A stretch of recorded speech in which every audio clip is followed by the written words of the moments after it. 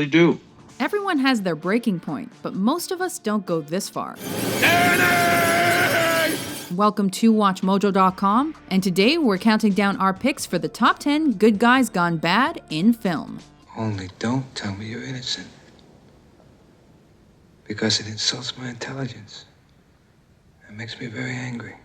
For this list, we're taking a look at those feature film characters who start out as pretty decent folks, but through some twist of fate end up being not that nice.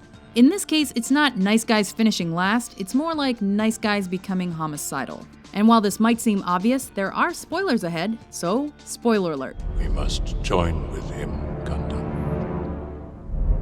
We must join with Sauron.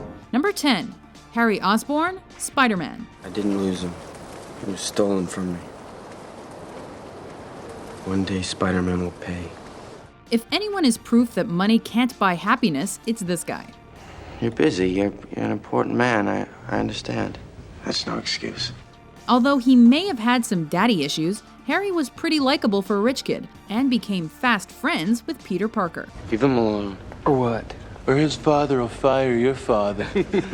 All it took to push him over the edge was witnessing his father's death during a fight with Spider-Man. What have you done? What have you done? Well, that is pretty brutal. But brutal enough to don a Green Goblin costume?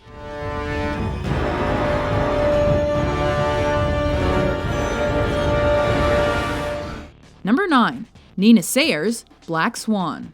You could be brilliant, but you're a coward. Sorry. Now stop saying that! That's exactly what I'm talking about! Stop being so fucking weak! Again! The world of ballet has a dark side, and we're not just talking about broken toes and split nails. The unyielding pressure put on these dancers can trigger some pretty disturbing behavior. Move! What happened to my sweet girl, huh? She's gone! Unfortunately for this initially sweet, innocent dancer, that behavior comes in the form of hallucinations, finally culminating in attempted murder. It's my turn. Well, more like attempted murder that turns out to be an attempted suicide. I felt it. What? Perfect. But at least she danced her butt off. That was perfect. Number 8, Sheriff Warden Woodward W. Lopeman, There Was a Crooked Man. I'm sworn to uphold the law, you son of a bitch. Right. That's what I am. But so are you, Warden. Warden Lopeman had his work cut out for him rehabilitating a criminal like Paris Pittman Jr. Why do you work at it so hard, proving to yourself you're a son of a bitch?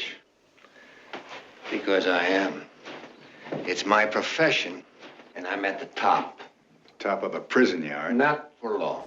And so when Pittman escapes prison, Lopeman takes it upon himself to track him down. He stole the money near Smithfield. He must have hidden it around there. That's where he'll be, and that's where I'll be.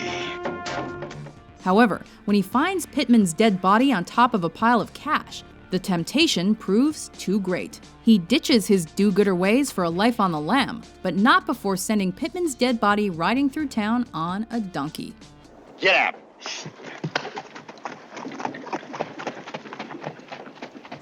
Number 7, Carrie White, Carrie. Harry, look, I'll tell him that you changed your mind. Just sit there, Mama, and don't say a word until I'm gone. This poor girl couldn't catch a break. She was a quiet recluse who was the target of a lot of bullying for no discernible reason. And her crackpot, hyper-religious mom wasn't making things easy on the home front either. Guys, this is a curse. This is a I need this second curse. After having pig's blood dumped on her as part of a cruel joke, Carrie's had enough. Unfortunately for pretty much everyone attending prom, enough for this telekinetic teenager means everyone must die. Number 6, Eric Lencher, Magneto, X-Men First Class. There are thousands of men on those ships, good, honest, innocent men. They're just following orders. I've been at the mercy of men just following orders. Never again. After watching his mother die at the hands of Nazis, this young mutant dedicates his life to avenging her death. Along the way, he takes up with Professor X and the benevolent bunch of mutants who just want world peace and happiness. But by the end of the film, it becomes clear that he could care less about peace. What he wants is liberation for mutants by any means necessary. The humans have played their hand. Now we get ready to play ours.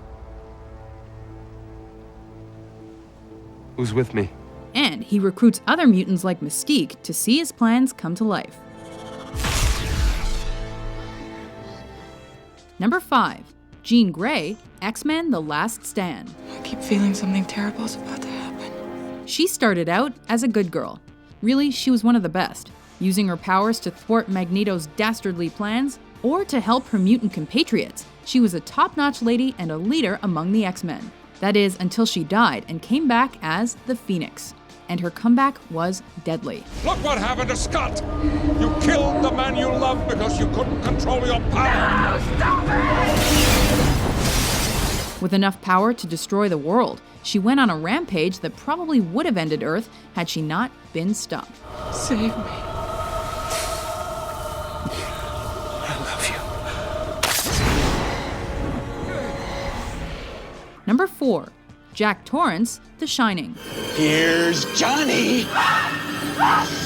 Sometimes a writer just needs some peace and quiet to get his work done. Whenever you come in here and interrupt me, you're breaking my concentration. You're distracting me, and it will then take me time to get back to where I was. Understand? Sometimes that means going to the library. Yeah. Other times that means going to a haunted hotel during the winter and slowly descending into madness. Never do anything to hurt you. Never. You know that, don't you? Huh? Yes, Dad. Jack's eventually convinced by ghosts to correct his family. He is a very willful boy. Which seems pretty shady if you ask us. Never trust ghosts that are looking for company. Wendy! Stay away! Darling! Light of my life! I'm not gonna hurt you. You didn't let me finish my sentence. I said, I'm not gonna hurt you. I'm just gonna bash your brains in. Number 3. Michael Corleone, The Godfather. What are you gonna do? Nice college boy, huh? Didn't want to get mixed up in the family business? Huh? Now you want to gun down a police captain, why? Because he slapped you in the face a little bit? Huh? What do you think, this is the army where you shoot him a mile away? You gotta get up close like this, and bada bing, you blow their brains all over your nice Ivy League suit. What distinguished young Mike from the rest of his relatives is that he wanted nothing to do with the family business. Luca Brazzi held a gun to his head, and my father assured him that either his brains or his signature would be on the contract. That's my family, kid. It's not me. He was a good kid and even became a Marine, but after an attempted hit on his father, he just can't avoid the inevitable any longer. But if Clemenza can figure a way to have a weapon planted there for me,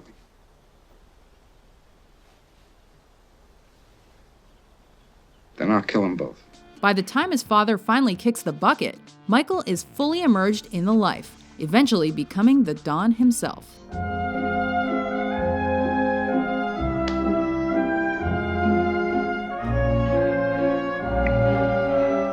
That Corleone. Number 2. Anakin Skywalker, Star Wars Episode 3, Revenge of the Sith. You have allowed this Dark Lord to twist your mind until now you have become the very thing you swore to destroy. He was a precocious, if not slightly annoying child who grew up into an angsty, lovelorn teen. You're so beautiful. It's only because I'm so in love. No. No, it's because I'm so in love with you. Pretty standard stuff. Of course, the death of his mother probably planted a few seeds of darkness in his mind, but the death of his beloved Padme is what finally sent him over the edge, into Darth Vader territory. Is she all right? It seems in your anger, you killed her. Oh, and getting burned to a pulp in some lava probably didn't help either. You were the chosen one! It was said that you would destroy the Sith, not join them! Before we unmask our top pick, here are a few honorable mentions. You still want that kiss?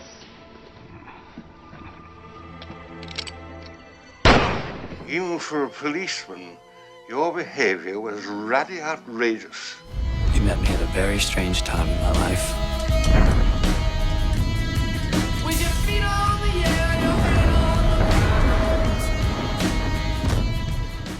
Number 1. Harvey Dent, The Dark Knight. You either die a hero, or you live long enough to see yourself become the villain. He was the hero who wanted to clean up Gotham City through litigation. As Gotham's newly elected district attorney, Dent is a good guy through and through. He's even labeled the city's White Knight. The night is darkest just before the dawn.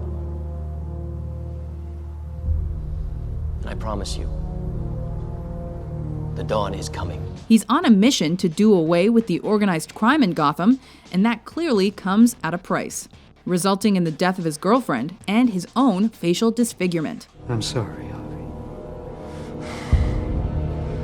No. No, you're not. Not yet. Dent then goes all the way bad, using a coin toss to determine the fate of his victims. You were wrong.